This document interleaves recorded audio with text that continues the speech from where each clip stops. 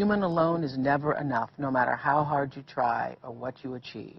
And that is the essence of why people are in such suffering and such struggle and such, you know, angst against themselves in life, is it not? And it's why they play roles, because the ego plays roles, because there's unawareness that within you there is the source of all power.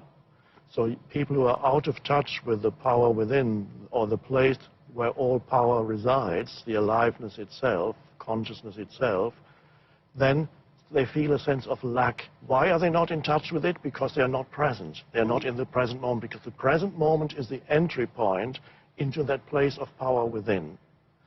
If you're not present, you don't realize that there is a source of power within, and then you believe that you need to get secondary power from someone or some situation or other people.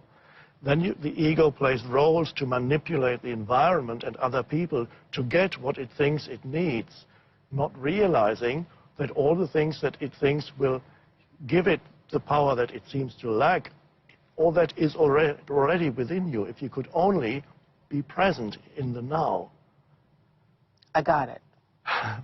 Okay, so the question is how not to lose ourselves in the human dimension. How not to, by being present in the now. Yes, and by realizing that whenever you lose yourself, realizing... In the human dimension. In the human... That's all the stuff that being human brings with it. Yes, on the most primordial level, losing oneself means losing oneself in that continuous stream of thinking that goes through people's heads. So it drags you along, it takes all your conscious attention.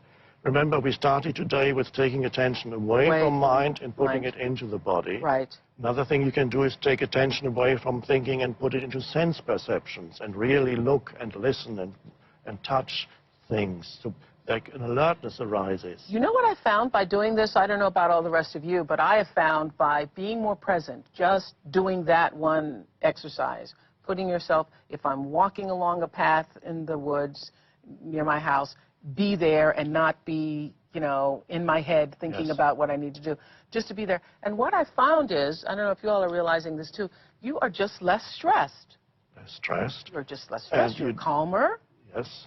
And you don't carry the heavy burden of a personality or me with the burden of past and future, my problematic future, my problematic past.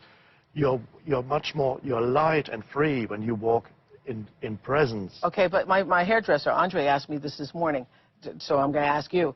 Then how do you ever plan for anything if you're not thinking about the future? How do you ever get anything done? You plan in the present moment. When the time comes to plan, and the time is not when you're walking in the woods. When you're walking in the woods, the time is to be present. Unless you want to go to the woods to plan. You could go to the woods to plan? You could, yes, you could.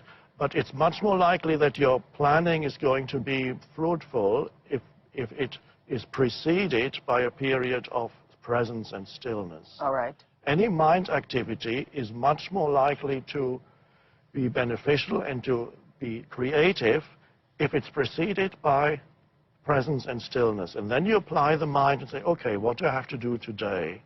And then you make a list. So if you're going to be in